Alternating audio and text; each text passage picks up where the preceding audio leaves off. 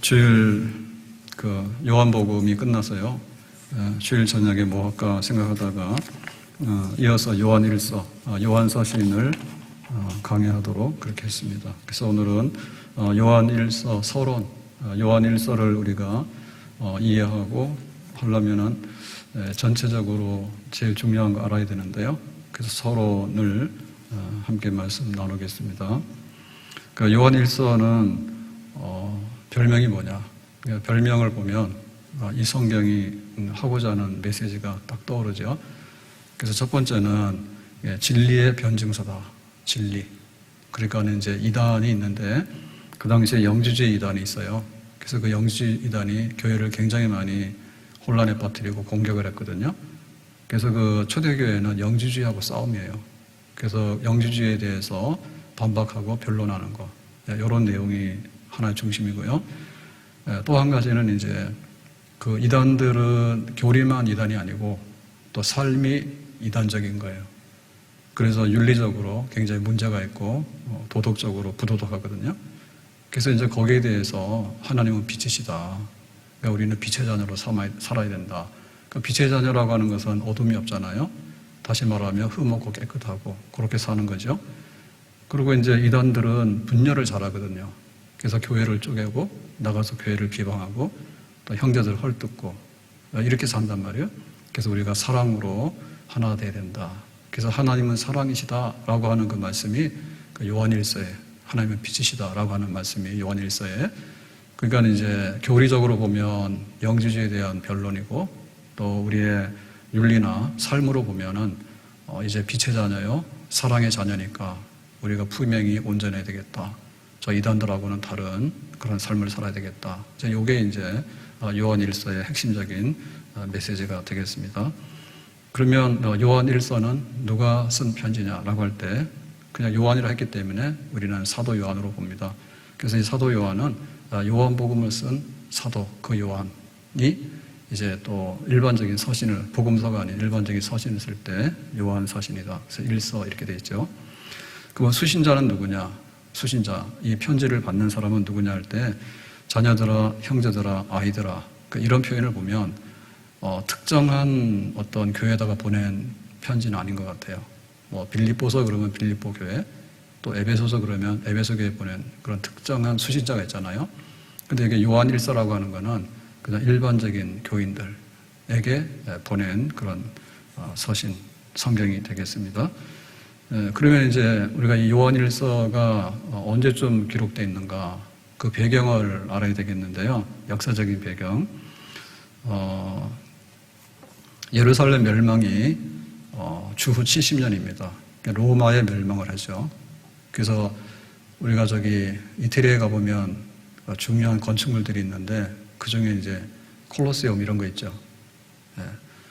그런 거는 유대인들 포로를 잡아다가 굉장히 노동을 많이 시켜서 건축하는 데 썼다거든요.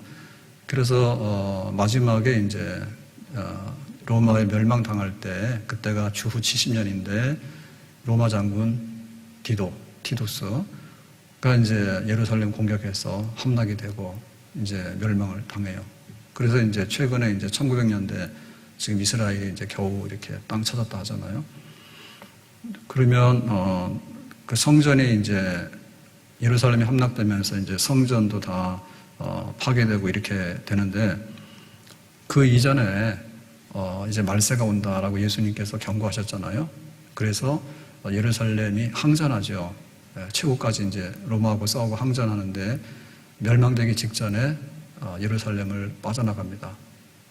이 믿는 크리스찬들이요. 그래서 어디로 가냐 할 때 거기에 이제 요한을 따르는 무리들 이런 사람들이 에베소로 가게 돼요. 에베소. 그래서 우리가 바울이 선교할 때 1차, 2차, 3차 할 때 3차 선교의 중심지가 됐던 그 에베소 있죠. 소아시아의 수도인 에베소. 거기에 이제 가게 되는데 거기는 소아시아의 이제 수도이고요.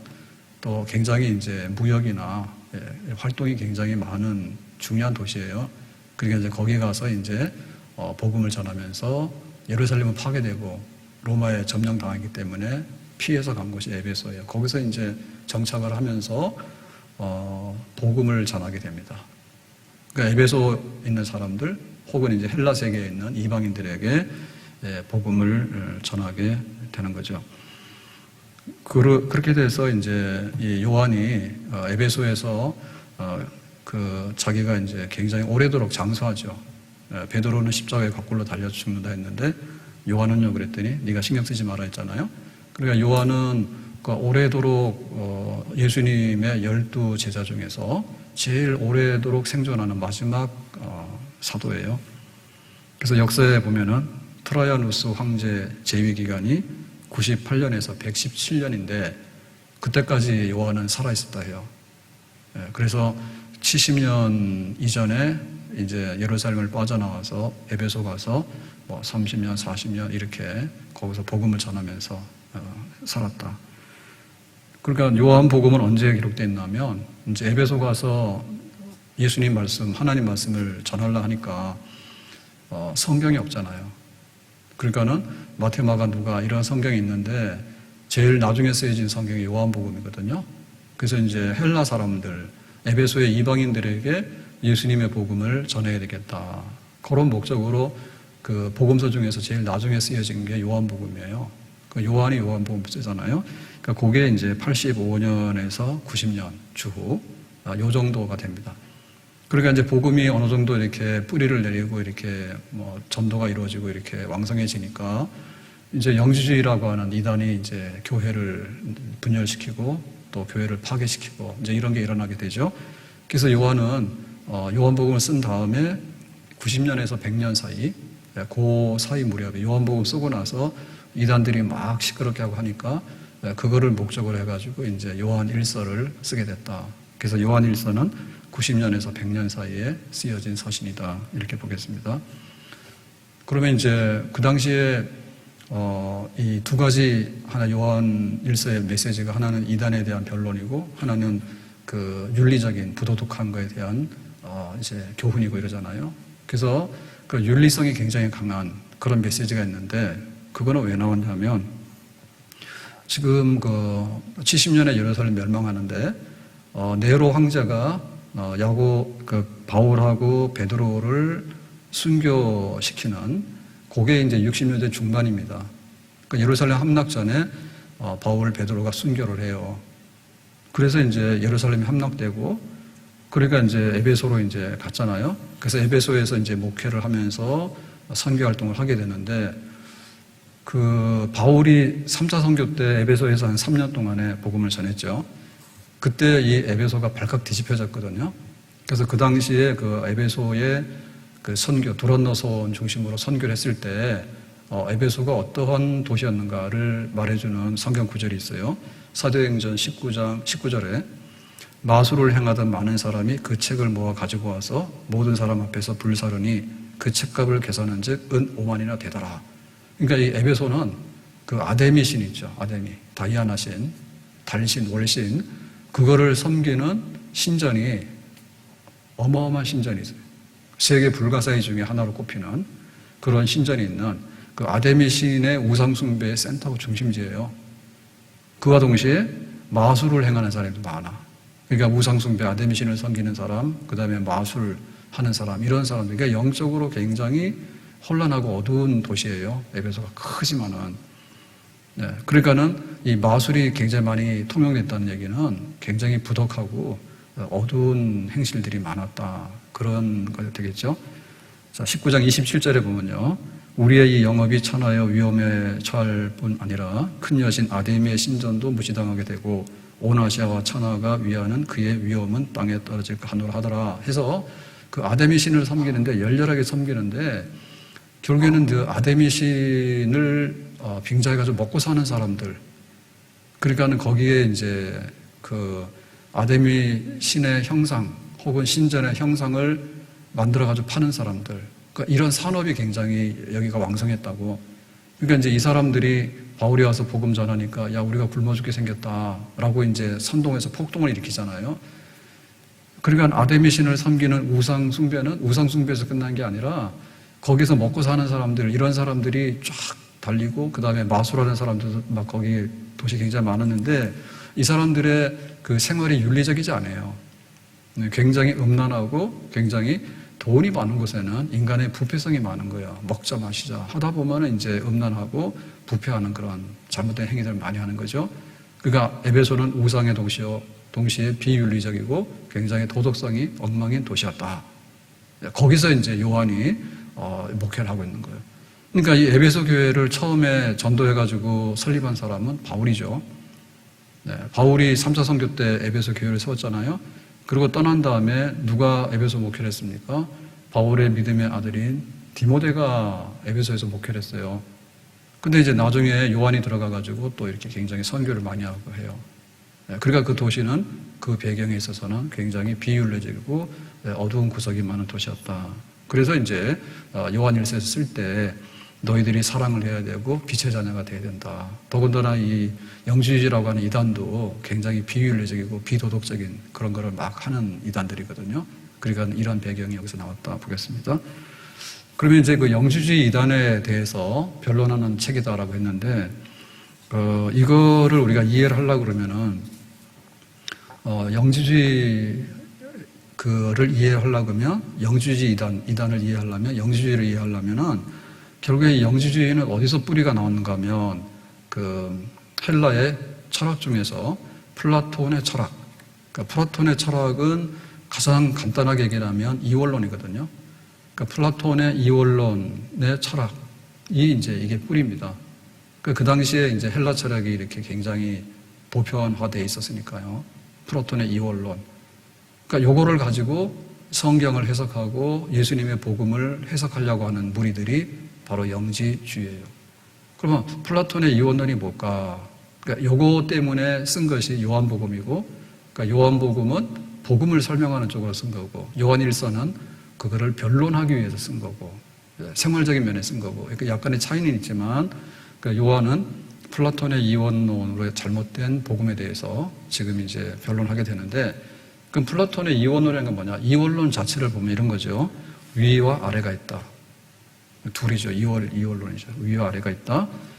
그 다음에 영혼과 물질이 있다. 영혼하고 물질이 있다. 그러니까 이원론이라는 얘기는 그 원리가 두 가지가 있는데 이 두 가지는 너무나 물과 기름의 관계다 이거죠.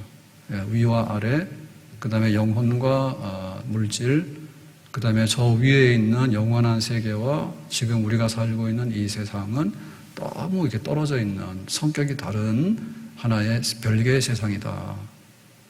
그런 얘기입니다. 네, 그래서 영혼이라고 하는 시간이 있으면 여기에 있는 시간은 굉장히 일시적인 거다.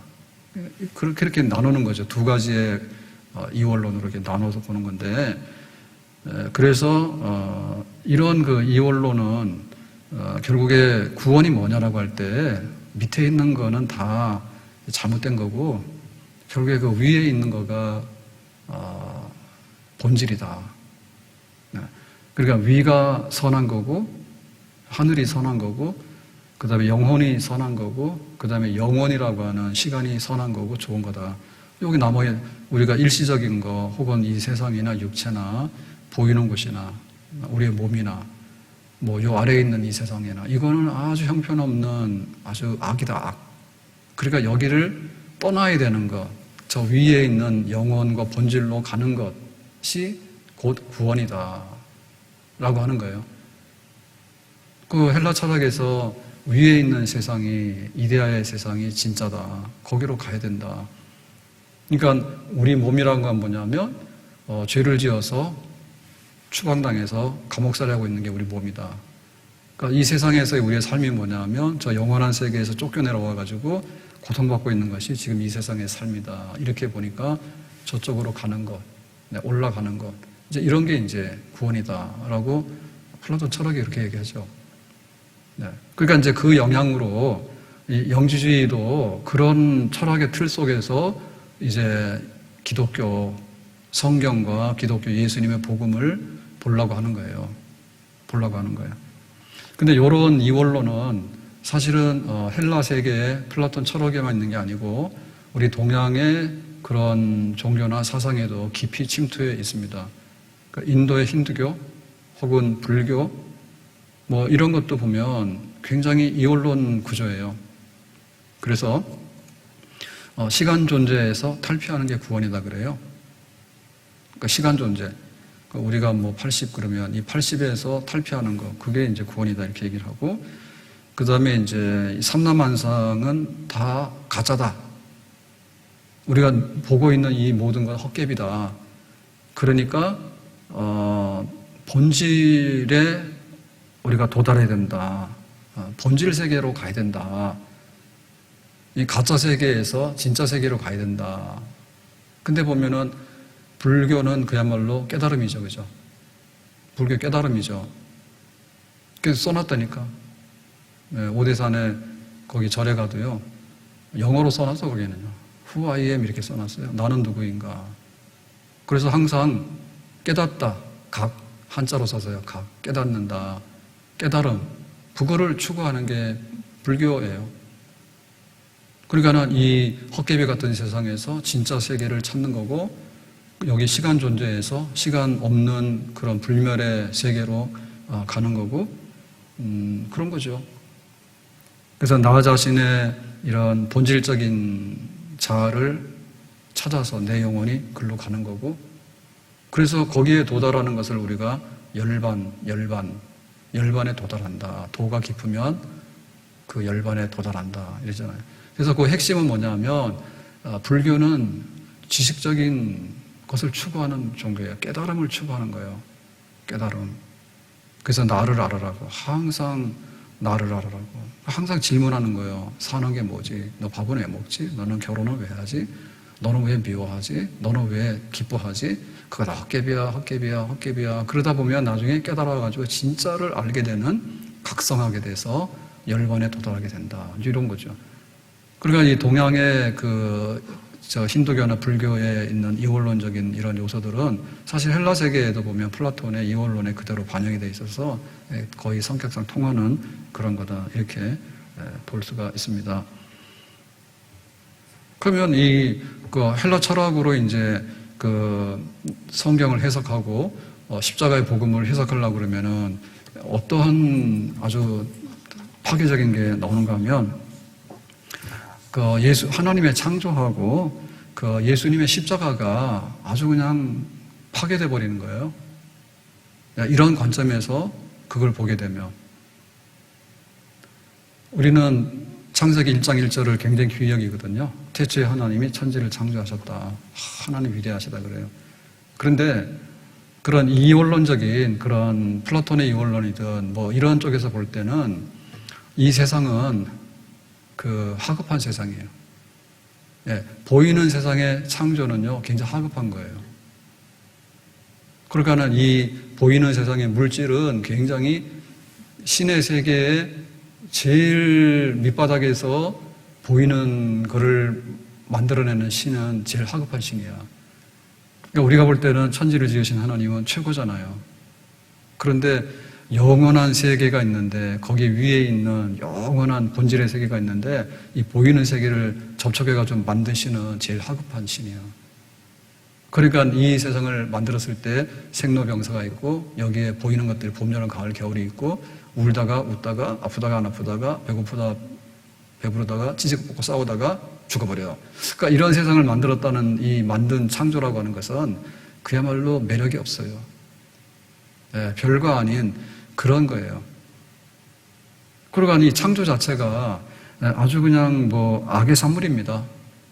예, 보이는 세계 자체가 악의 산물인 거예요. 보이지 않는 저쪽에 좋은 세계가 있는데 내려오고 밑바닥에 내려오면 보이는 세계가 보이는 거지. 그렇죠? 그 다음에 이제 하나님께서 이렇게 하나님의 아들 예수님을 구원하기 위해서 보냈다잖아요. 하나님이 세상을 이처럼 사랑하사 독생자를 주셨으니. 그래서 우리는 하나님의 아들이 이 땅에 왔다라고 하면 박수 그러잖아요. 메리 크리스마스 막 이런단 말이에요.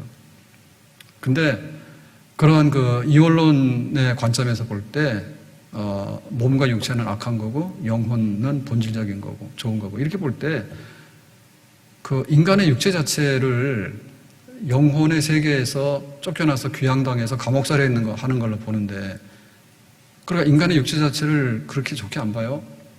이거 악의 덩어리로 보거든요. 이거 감옥살이 하는 고생스러운 거다. 이렇게 본단 말입니다. 그런 이 언론에서는. 그런데 하나님의 아들이 인간으로 왔다는 게 환영할 일인가요? 신의 세계에서 보이는 세상은 악한 건데 보이는 세상을 만든 예를 들면 하나님이 그렇게 찬양할 하나님이냐, 걔네들이 볼 때. 그러니까 그 하나님의 아들 예수님이 인간을 오셨다니까 아니 무슨 신이 인간이 되냐고.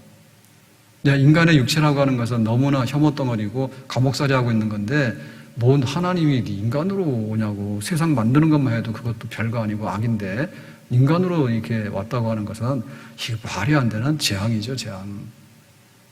그러니까 그거를 빼면 어떻게 됩니까? 그 성경 자체가 없어지는 거 아니에요? 성경 자체가 없어지는 거죠. 더군다나 뭐냐면 기독교라고 하는 것은 하나님이 하나님의 아들을 보내서 하나님의 아들 예수님께서 이 땅에 탄생하시고 마리아 동정녀 탄생하고 그 다음에 예수님께서 십자가 고난 받으시고 죽으시고 부활하시고 승천하시고 이러한 그 예수님의 십자가의 구속 사건이 하나도 환영이 안 되는 거죠. 말이 안 되는 사건이 되는 겁니다. 그쪽에서 볼 때는. 그러니까 성경을 그런 식으로 보게 되면 이 예수님의 인간으로 오신 분은 그야말로 부정하고 싶고 혐오의 대상인 거예요. 창조했다는 것 자체도 별거 아닌 하급한 세상에 대해서 아주 악의 덩어리라고 보는데 하나님이 인간이 됐다고? 우리가 볼 때는 막 경배하고 찬양하세요. 메리 크리스마스 감사해요. 막 이러지만은 어떻게 신이 인간으로 오냐. 인간 자체가 얼마나 육체 자체가 악하고 더러운 건데 말이 안 된다. 이렇게 보는 거죠. 그러니까 이게 악질적인 말하자면 이단이거든요. 기독교 안에 들어온 이 영주주의 이단이. 그러면 그 사람들이 하나님의 창조나 예수님에 대해서 전혀 부인하느냐? 그거 아니에요. 그러니까 예수님에 대해서 전적으로 부인을 못하는 것은 뭐냐면 예수님이 이 땅에 오신 거는 맞고 예수님이 살았어, 역사적으로 볼 때. 그리고 예수님과 함께 했던 제자들도 있고 그러니까 예수님이 이 땅에 오셔가지고 십자가에 죽으시고 부활 승천하시고 라고 하는 것은 주전 3년, 4년에서 해서 주후 30년경에 빌라도가 총독되었을 때 그 로마 법정에서 십자가 죽었고 예수님의 흔적은 그대로 있거든요. 그러면 요한 같은 경우에도 직접 예수님하고 말하고 밥 먹고 함께 생활하고 한 증인이에요. 그러면 기독교가 이렇게 막 커져가지고 예루살렘에서 핍박을 받으니까 사마리아와 그 다음에 안디옥으로 가고 그 다음에 요한 같은 경우는 아예 그냥 저쪽에 소아시아에 터키에 지금요. 거기 지금 에베소 가가지고 이렇게 바울이 이미 50년대 거기 3차 선교하면서 복음을 전해서 교회가 있잖아요. 그러니까 거기 가서 또 교회를 키우고 막 이렇게 했으니까 기독교 자체를 없다 이렇게 하는 건 아니에요. 예수님이 없다라고 하는 건 아니에요. 그러니까 이제 그런 헬라 철학의 근거한 그러니까 헬라 철학의 구원이라고 하는 것은 영적인 지식으로 위에 있는 세상에서 위로 올라가는 지식, 그 다음에 물질 세계를 탈출해가지고 영혼의 세계로 가는, 그리고 시간 세계를 탈출해서 영혼의 본질의 세계로 가는 그 영적 지식, 그게 이제 구원받는 방법이라 얘기하거든요. 그러니까 그걸 가지고 이제 이 복음을 설명을 하니까 결국에 예수님을 어떻게 보는가 하면 예수님은 실제로 역사에 살긴 살았지만 빌라도 법정에서 재판받아서 십자가형을 당해서 죽은 것도 맞단 말입니다. 근데 그거는 하나의 가현이다, 가현. 그러니까 하나님의 아들이 아니고 하나님의 아들처럼 보인 인간이다. 이렇게 보는 거죠.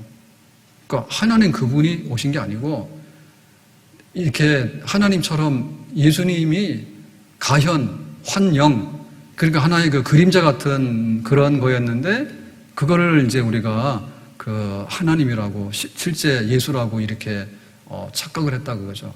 그러니까 우리가 그러잖아요. 헛개비 본다 이렇게 하잖아. 헛개비. 실제로는 아닌데 뭐가 있는 것처럼 이렇게 헛개비. 사막에 가도 뭐 오아시스 있잖아요. 근데 실제로 거기 물이 없잖아. 근데 마치 거기 물이 있는 것처럼 착각해가지고 환영, 없는 것을 보는 현상. 그러니까 예수를 보고 예수를 따라다녔다 하는데 그 예수는 환영이지 실체적인 인간이나 실체적인 하나님의 아들이 아니다 해서 그 예수를 가현의 인물이다 라고 말하는 거예요. 그리고 또 이런 사람들 중에는 한 걸음 더 나가서 어떻게 얘기를 했냐면 그러면 실제라고 치자. 예수님께서 마리아의 몸에서 나서 이렇게 예수님께서 말씀을 가르치고 이렇게 나중에 십자가에서 죽으시고 뭐 이런 것을 실제라고 치자. 처음에는 가현, 그거는 헛개비였지 실제는 아니었다. 그렇게 말하는 사람이 있는가 하면 실제라고 치자. 그러면 실제라고 칠 때 예수가 그리스도라고 하잖아요.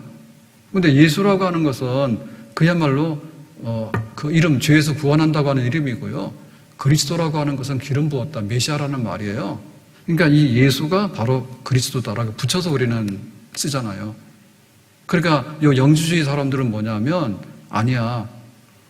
그리스도는 언제가 그리스도였냐면 세례를 받아서 이제 공생애를 시작해서 하나님의 아들이다라는 하늘의 음성이 들려오면서 세례를 받아서 공생애를 시작해가지고 이렇게 말씀 전하고 또 병든 사람 고치고 전도하고 죽은 나사로도 살리고 해가지고 그 십자가에서 죽기 전까지 공생애 동안에 활동했던 거는 예수가 그리스도다. 그것만 그리스도다. 그런데 예수가 탄생해서 공생에 들어가기 전까지 그리고 십자가에서 고난받아 죽으시고 무덤에 들어가시고 부활하시고 뒤에 있는 거 앞에 있는 거는 전부 다 그냥 예수다. 그건 그리스도가 아니다. 그렇게 얘기를 하는 거죠. 그러니까 어쨌든 간에 요 영지주의의 그 핵심은 뭐냐면 그 예수님이 가현이 됐던 혹은 그 공생애 동안만 그리스도가 됐든 간에 그 예수님의 실체를 부정하는 것이고 또 예수님의 구속 사건을 부정하는 거예요. 부정하는 거예요. 그러니까 이렇게 되면은 어떤 문제가 생기는가 하면 그 영지주의 관점에서 볼 때는 육체를 벗어나는 게 자유하는 게 구원이고 물질 세계를 떠나가지고 영혼의 세계로 돌아가는 것 그리고 이 현상 세계를 떠나가지고 이데아의 세계, 본질의 세계로 가는 것이 구원이다 이렇게 얘기를 하지. 근데 복음은 뭐라고 얘기를 합니까? 예수님의 십자가 복음 뭐라 해요? 하나님이 하나님의 아들을 보냈어. 뭘로 보내? 참 인간으로 보냈어. 그래서 예수님께서 오셔서 우리의 죄를 대신해서 피 흘리고 죽으시고 부활하셨어. 그러니까 그것은 참 인간으로 오신 하나님의 아들이야. 참 인간인데 하나님이고 하나님의 아들인데 참 인간으로 오신 분이야. 그러니까 오심으로 인해 가지고 우리에게 속죄하는 우리의 죄를 대신하는 그런 하나의 속죄의 사건을 구속 사건을 수행하신 분이야. 그러니까 그 예수를 믿으면은 구원을 받는 거야. 오신 예수가 하나님의 아들이 맞다. 근데 그분은 참 인간으로 오셨다. 근데 우리를 위해서 물과 피를 다 쏟아주셨다. 실제로 죄값으로 죽으셨다. 근데 하나님께서 죄 없으신 하나님의 아들을 3일 만에 부활시키고 그 다음에 하나님 보좌 앞에 올리심으로 인해서 이제 예수를 믿는 자에게는 다 죄사함을 받아서 하나님과 화해하게 되고 하나님의 자녀가 되는 길이 열렸다. 예수가 와서 하신 십자가의 대속을 믿는 자는 이제 하나님 앞에 구원받는 백성이 되도록 했다. 이게 이제 십자가의 복음이라고 그러지. 근데 영주주의는 뭡니까? 아니죠, 그죠? 아니죠. 예수를 부정하는 거죠. 다만 위에 있는 세계에 이르게 되는 영적인 어떤 지식을 획득함으로 인해 가지고 구원받는다. 그러니까 예수 없는 기독교가 못 가. 십자가 없는 기독교가 못 가. 그건 이제 철학이지. 철학이죠. 그래서 불교 같은 경우도 그렇잖아요. 구속사건이 없잖아요. 네가 깨달아야 되잖아. 네가 깨달아야 되잖아. 그래야지 이제 뭐 열반에 이르게 된다라고 얘기를 하는데. 그래서 요한이 그 강조하는 거는 이런 겁니다. 물과 피를 우리를 위해서 다 쏟아 부어주신 참 인간으로 오신 그런데 그분은 뭐냐면 우리가 대화도 하고 밥도 같이 먹고 또 예수님 손도 잡고 뭐 이렇게 했던 그 하나님의 아들 실제적인 그분 아들. 근데 영주주의는 뭡니까? 그걸 철저하게 부인하는 거죠. 아니야. 그거는 가현 하나의 그 그림자 하나의 그 환상을 본 것이고 혹은 실제로 하더라도 공생의 기간에만 그리스도였지 그 탄생해서 예수님 십자가 죽으시고 그 모든 거는 우리하고 상관없는 그냥 인간이었을 뿐이야. 하나님의 아들이 아니야. 이렇게 얘기하는 거. 그거하고는 전혀 다른 것이 되겠죠. 자, 그래서 이제 요한은 얘기를 하는 겁니다. 요한일서 2장 4절에 그를 안으로 하고 그의 계명을 지키지 아니하는 자는 거짓말하는 자요 진리가 그 속에 있지 아니하니 그랬죠. 그러니까는 이제 그 영주주의 이런 사람들은 자기들이 아주 고상한 영적 지식을 획득함으로 인해 가지고 이제 구원을 받는다. 그러니까 영적인 고상한 지식을 획득하는 우리들은 윤리적으로도 아주 도덕적으로도 완전한 경지에 이른 사람들이야 라고 자만해요. 근데 사실상 행실은 굉장히 부덕하게 행실을 하게 돼요. 왜냐하면은 그 육체를 악으로 보고 이 물질 세계를 굉장히 악하게 보기 때문에 자기들은 그 영적 지식 가지고 구원받고 산다고 생각하거든요. 그러니까 자기들이 하는 이 모든 물질 세계의 육체적인 이런 행동에 대해서는 책임성이 없어요. 이거는 내 영혼하고는 상관이 없는 거예요. 그러니까 아주 영적인 고상한 지식을 가졌다고 자만하는 동시에 자기들의 실제적인 생활은 육체 덩어리가 하는 건데 뭐 그거는 나하고 상관없어 이런 식이 되기 때문에 굉장히 부덕하게. 그래서 만약에 영지주의가 나는 영적 지식으로 구원받았다고 하면서 그렇게 부덕한 생활하는 거는 이율배반적인 거짓말적인 생활이다 라고 이제 요한이 그렇게 지적을 하는 거죠. 자, 요한복음 2장 22절에 가서 보면 이렇게 말합니다. 거짓말하는 자가 누구냐? 예수께서 그리스도이심을 부인하는 자가 아니냐? 아버지의 아들을 부인하는 그가 적 그리스도다. 그러니까 그리스도, 예수가 그리스도다, 예수가 구원자다라고 하는 것을 반대하는 적 그리스도가 누구냐라고 할 때 예수가 그리스도이심을 부인하는 자. 그러니까 예수가 하나님의 아들인데 인간으로 오셔서 십자가의 구속 사건을 행하시고 믿는 자에게 구원을 주시는 그 예수님을 그리스도로서 부인하는 자. 그것이 바로 적 그리스도다. 그게 바로 적 그리스도다. 그러니까 이 철학에 빠져가지고 예수님 없는 기독교를 말하고 그러한 그 영주주의 그 이단들이 결국에는 적 그리스도, 예수님을 위협하고 교회를 파괴시키는 그런 자들이다. 이렇게 얘기를 하는 거예요. 그러니까 우리가 이 얘기를 보면서 이거는 그 헬라 철학이 지배하던 그 요한의 시대, 주후 100년 무렵의 시대에 얘기가 있는가라고 할 때 지금도 이런 이원론으로 인해 가지고 어떤 그 교리적인 것에서 이탈되는 사람이 나올 수가 있고 십자가 복음 말고 다른 것을 말하는 그런 사색적이고 철학적이고 이런 거를 말하는 사람이 나올 수가 있고, 그리고 우리 시대에 또 유행하는 철학이 또한 하나님의 창조와 하나님의 아들 예수님의 십자가의 구속을 이렇게 왜곡시켜가지고 또 다른 하나의 적그리스도, 복음을 파괴시키는 어떤 그 이단적인 요소를 이 시대의 철학도 얼마든지 우리에게 만들어낼 수가 있다. 그렇게 보겠죠. 그러니까 우리는 지금 보면 이 복음을 훼손시킬 수 있는 것 중에 뭐가 있을까라고 할 때 물질과 돈이에요. 물질과 돈이에요. 그러니까 기독교인 중에 내가 예수를 영접해서 정말 죄사함 받아서 하나님의 자녀가 되어서 영생에 이른다라고 하는 기독교인이 있는가 하면 사실은 그거에 대해서는 그냥 건성건성으로 예예해서 세례는 받았어요. 근데 이 사람의 본 욕심은 뭔가 하면 내가 예수든 하나님이든 뭐든 믿어가지고 그냥 배부르고 돈 벌어서 살겠다고 하는 것이 구원이요. 그 사람에게 있어서는. 만약에 그런 류의 어떤 풍조가 물질 제일주의 내지는 배금주의, 돈이면은 최고다라고 하는 이런 것들이 들어오게 되면 교회가 예수님의 십자가 복음이 훼손당할 수가 있겠죠. 뭐 이건 철학적인 문제보다 더 사실은 심각한 문제라고 볼 수 있어요. 돈 가지고 이것이 있으면 구원이고 이게 없으면 구원이 없다라는, 모든 것의 행복이 돈 가지고 좌우된다고 하는. 근데 거기에 우리가 휩쓸려 들어가서 성경을 왜곡시키기 시작하면 뭐 예수님 말도 안 되는 거지. 예수님은 가난병이 아니에요, 목숨. 예수님 따라다녔던 그 제자들이나 교회는 사실은 그 시대에 부유한 사람도 아니었거든요. 지금도 보면 그러잖아요. 교회가 부자냐? 너 예수 믿어서 부자 됐냐? 그것으로 만약에 우리의 구원을 가늠한다고 하면 그거는 굉장히 잘못된 잣대가 되고 뭐 나중에 교회를 다 떠날 수밖에 없는 그런 현상들이 나오게 되겠죠. 그리고 한편에 있어서는요, 이게 그 하나의 그 혁명 이데올로기가 또 휩쓸고 가면은 이런 일들이 벌어질 수가 있어요. 그러니까 북한 같은 데서는 자기들 말로는 뭐 종교 자유가 있다 하는데 기독교 믿으면은 기도하게 되면, 성경을 읽게 되면 잡아다 족칩니다. 뭐냐면 자기들의 그 하나의 그 체제 있죠. 자기들의 체제가 그 자기들의 사상 체계가 하나의 이념이잖아요. 그죠?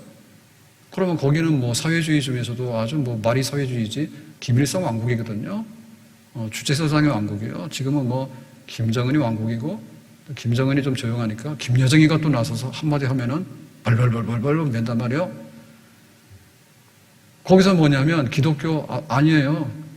뭔 놈의 기독교가 밥 먹여주냐, 막 수령이 밥 먹여준다고 해가지고 네가 요 사상에 맞으면 네 문 열어서 예배를 드리지만 만약에 이 사상에 맞지 않으면은 교회고 뭐고 다 갖다가 수용소 버리는 거죠. 그죠? 그러니까 하나의 그 정치적인 이념이 있죠. 뭐 이게 광적이잖아요. 그럼 막 휩쓸고 가는 거예요. 그래서 그 코리 텐붐 얘기가 어떻게 그 유대인이라 해가지고 그렇게 막 학살 대상이 될 수 있냐, 그지? 근데 피하려고 그러는데 아무도 그 나치 히틀러 무섭고 하니까 숨겨주지도 않고 막 그러잖아요. 그러니까 우리 집에 피해서 오는 사람을 어떻게 그렇게 고발해서 내보내겠냐고, 그래 숨겨주고 하다가 그런 일이 터졌잖아요. 그러니까는 막 그런 그 나치의 그 아주 광적인 이런 하나의 정치 사상 아니에요? 그런 것들이 막 휩쓸고 가면요, 교회도 그냥 숨 못 쉬는 거예요. 거기에 굴복하게 되면은. 그러니까는 그런 정치적인 체제가 아주 이 복음을 훼손시켜가지고 우리한테 잘 순종하고 따르면은 충성하면 니들 교회 문 열어주지만은 그렇지 않으면 교회 문 닫겠다 하면 교회 훼손당하는 거죠. 그런 때가 와요. 그리고 민족주의도 문제예요. 민족주의도 문제예요. 그러니까는 아주 배타적인 민족주의는요, 이거 안 되거든요. 근데 이런 것들이 들어오면요, 우리가 최고니까, 교회는, 온 세상과 인류를 향한 하나님의 사랑과 또 하나님의 구원을 선포하고 그렇게 하잖아요. 그러니까 우리가 예수 믿는 사람 중에서 뭐 일본 사람도 안 되고, 예수 믿는 사람 중국 사람 안 되고 이런 건 없죠. 근데 이제 하나의 민족주의적인 관점에서 볼 때는 뭐 민족이 우선이지 무슨 뭐 기독교가 뭐냐라고 한다면 역시 이제 또 거기서 이제 복음이 훼손을 당할 수가 있겠죠. 우리에게 가장 매력적으로 다가오는 것은 심리학이거든요. 심리학. 우리가 지금 요즘 흔히 말하는 이 힐링 뭐 이렇게 해서 하는 거.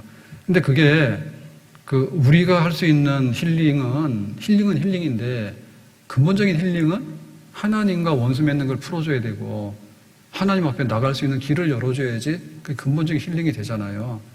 근데 그거는 없다 하고 심리적으로 혹은 우리가 사람과 사람이 주고받는 어느 정도의 힐링 가지고 이런 거는 필요 없다라고 얘기를 한다면 역시 성경과 복음은 많이 훼손당하고 쓸 자리가 없게 되겠죠. 아무튼 이 요한 일서가 하고자 하는 얘기는 그 시대에 복음을 훼손하는데 예수님의 탄생과 예수님의 인간으로 오심과 예수님께서 십자가에서 피 흘려주시고 물도 쏟아가지고 죽으시고 우리의 죄를 완전하게 없앤 다음에 부활하시고 그 다음에 하나님 보좌 우편으로 가신 그런 위에 계신 하나님의 아들이 영광의 보좌에 계신 하나님의 아들이 이 땅에 오셔가지고 구원사건, 역사적인 구원사건을 이루신 것을 그대로 받아들이면 우리가 말하는 복음이에요. 근데 그거가 철학적인 관점에서 볼 때 이게 안 되는 거고 하나의 그 헛된 거를 본 거다라고 얘기를 해서 영적인 철학적인 지식을 터득하는 순간에 예수님 없이 구원의 길이 있고 그 구원이 있다라고 얘기하는 이거는 교회 안에 들었을 때 사실 하나의 철학이지 그 우리가 가지고 있는 그 복음을 근본적으로 훼손시키는 그런 무시무시한 적그리스도고 이단이잖아요. 그러니까 교회가 이제 그 막사기 나가지고 예수님 부활 승천하신 다음에 그 다음에 이제 한 100년 무렵을 이렇게 가는 그렇게 해서 막 걸음마를 하려고 하는 교회의 그 헬라 철학의 그 이원론 사상이 그것이 이제 그 교회 안에 들어오니까 그걸 가지고 성경을 왜곡하고 그 다음에 예수님의 구속 사건을 왜곡하고 이래가지고는 교회를 삼키려 하니까 요한은 난리가 나서 거기에 대해서 이제 복음과 십자가의 사건을 구원으로 지켜야 된다. 이러한 편지를 쓰게 된 것. 오늘 이 말씀을 우리가 염두에 두면서 우리의 믿음 생활에 어떻게 우리가 이 복음의 진리를 굳건히 붙들 것인가, 그리고 여기에 합당하게 삶을 살아갈 것인가는 그 시대에도 우리에게 요구하는 거였지만 지금 이 시대에도 2021년 지금 시대를 살아가는 우리에게도 항상 복음을 복음으로 지켜나가고 믿는 사람이 행동을 똑바로 해나가야 되는 그런 필요성은 항상 요구된다.